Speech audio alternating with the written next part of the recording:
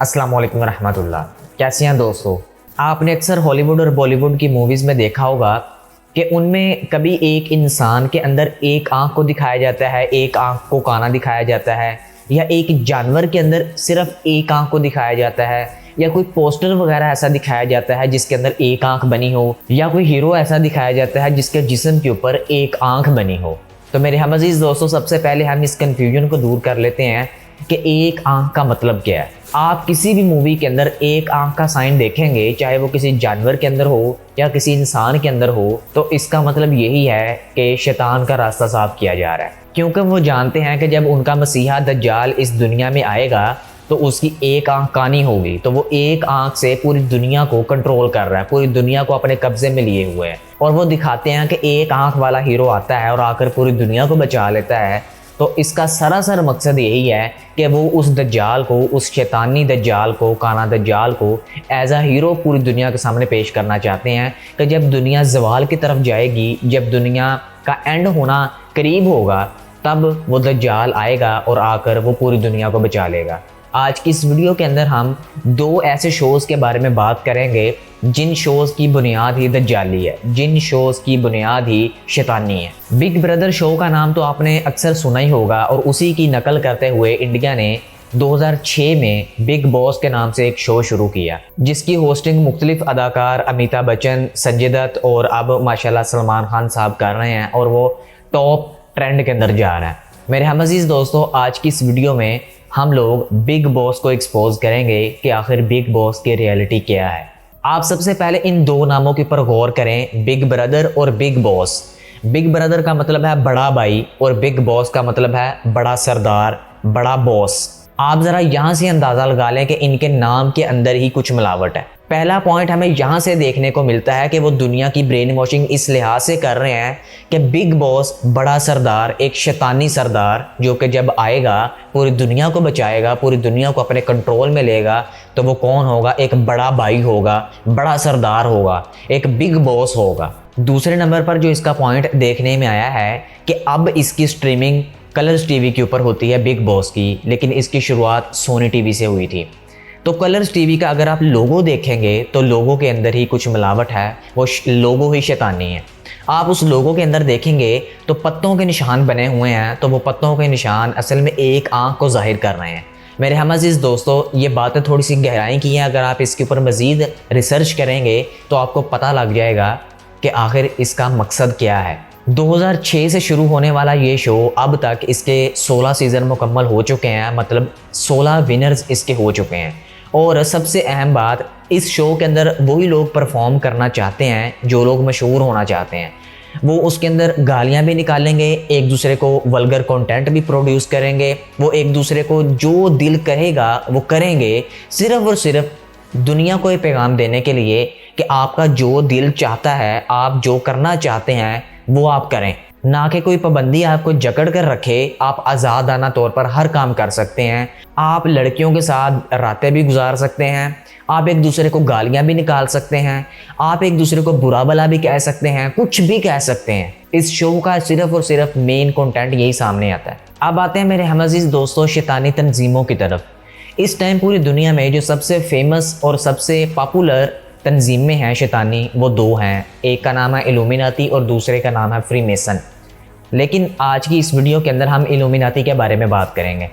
Illuminati का ताल्लुक direct in big brother और बिग बॉस के साथ जा मिलता है, क्योंकि इल्यूमिनाती का भी यही नज़रिया है कि आप आज़ादाना तौर पर ज़िंदगी गुजारें, मज़हब के अंदर जगड़ कर आप खुद को पाबंद ना करें किसी काम का। आपका जो दिल कहे, आपका जो दिल करे वो आप करें। अगर आपका किसी लड़की के साथ कुछ करने को दिल कर रहा है, आप वो करें, आपको किसी किस्म की रोकथाम नहीं है। अगर आप पैदा हुए हैं इस दुनिया में तो आप आज़ादाना तौर पर ज़िंदगी गुजार सकते हैं, कोई माँ बाप किसी का कुछ नहीं लगते, आप अब बहन भाई का कोई तमीज़ नहीं दरमियान में, आप आज़ादाना तौर पर अकेले ज़िंदगी गुजार सकते हैं। ये शैतानी तंजीम इल्यूमिनाती का नज़रिया है और यही सारा नज़रिया बिग बॉस के अंदर दिखाया जाता है। आप में से अक्सर अगर बिग बॉस के बारे में कोई जानता हो तो आपने यही देखा होगा कि उसके अंदर एक भी चीज़ ऐसी नहीं दिखाई जाती जो इंसानी फ़ायदे के लिए। आखिर उनका क्या मकसद है इस किस्म का कंटेंट पूरी दुनिया को दिखाने का? सिर्फ मकसद यही है कि दज्जाल का रास्ता, शैतान का रास्ता साफ किया जाए।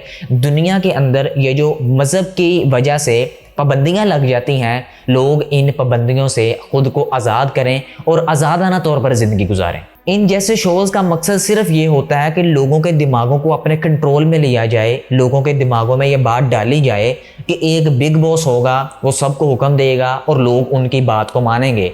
मिसाल के तौर पर जिस तरह बिग बॉस शो के अंदर दिखाया जाता है कि एक गैबी आवाज़ पूरे शो को कंट्रोल कर रही है, जैसे ही वो हुक्म देता है तमाम के तमाम लोग मानना शुरू कर देते हैं, उसकी बात को मानते हैं। जैसे जो वो कहता है वैसे वैसे लोग अंदर करते जा रहे हैं। तो इसका मतलब ये है कि वो लोगों की ब्रेन वॉशिंग इसी लिहाज से कर रहे हैं कि एक बिग बॉस आएगा, जब वो हुक्म देगा तो पूरी दुनिया उसकी बात मानेगी, लोग लपक लपक कर उसकी तरफ जाएंगे। मेरे हम अज़ीज़ दोस्तों, बिग बॉस और बिग ब्रदर असल में दज्जाल ही है। ये शोज़ एक साल में सिर्फ 3 महीने के लिए चलते हैं और इनमें से एक विनर को चूज़ किया जाता है और वो विनर सिर्फ और सिर्फ करोड़ों रुपया इनाम लेकर पूरी दुनिया में मशहूर होने के लिए इस शो में आता है। ये सारा का सारा प्रोपेगेंडा सिर्फ दज्जाल की आमद और उसका हुक्म मानने के लिए लोगों की जहन साजी की जा रही है कि जब एक बिग बॉस आएगा, बिग ब्रदर आएगा, तब लोग उसकी बात माने बगैर किसी हिचकिचाहट के। अब अगर पाकिस्तान की तरफ आ जाएं तो पाकिस्तान भी किसी से कम नहीं है। इंडिया के अंदर जो चीज़ ज़्यादा प्रमोट करती है, जो चीज़ ज़्यादा वायरल होती है, पाकिस्तान उसकी कॉपी करने की ज़रूर कोशिश करता है। वहाँ पर बिग बॉस ज़्यादा वायरल होना शुरू हुआ, ज़्यादा कामयाबी उसे मिलना शुरू हुई तो पाकिस्तान के चैनल ARY ने एक तमाशा के नाम से शो शुरू किया और उस तमाशा शो के अंदर तमाम कुछ वही करवाया जाता है जो बिग बॉस के अंदर करवाया जाता है। मतलब पाकिस्तान किसी से कम नहीं है, किसी से पीछे नहीं है। जो कुछ फाशी का काम बॉलीवुड और इंडिया दिखाएगा, सेम टू सेम वो कॉपी करने की कोशिश करेगा। और एक बात सबसे ज़्यादा अहम कि जितने भी व्यूवर्स हैं बिग बॉस के, जो उसके फ़ैन हैं, जो उसे चाहने वाले हैं, आप अगर उनसे 2 मिनट बात करेंगे तो आपको साफ तौर पर पता चल जाएगा कि इनकी जहन साजी बिग बॉस ने किस तरीके से कर दी है। आप उनकी जहन से, उनके बात करने के अंदाज से पता लगा लेंगे कि इस टाइम ये पूरे के पूरे शैतान के हथकंडे चढ़ चुके हैं। आप ज़रा यहाँ से खुद अंदाज़ा लगा लें कि बिग बॉस जैसे जितने भी शोज़ हैं, इन तमाम को ज़्यादातर बच्चे देखते हैं और पीछे जो चलाने वाले शोज़ होते हैं, करने वाले शोज़ होते हैं, उनको पता होता है कि हमारी व्यूवरशिप ज़्यादा किसकी है। वो बिल्कुल उसी लिहाज से अपने शो को डिज़ाइन करते हैं। तो आप ज़रा सोचें कि वो बच्चों की इस शो के ज़रिए कैसे ब्रेन वॉशिंग कर रहे हैं, उनके दिमागों को अपने कंट्रोल में कैसे ले रहे हैं कि जब वो बड़े होंगे तो क्या उनके दिल के अंदर या उनके दिमाग के अंदर फहाशी का कंटेंट ज़्यादा भरा हुआ नहीं होगा?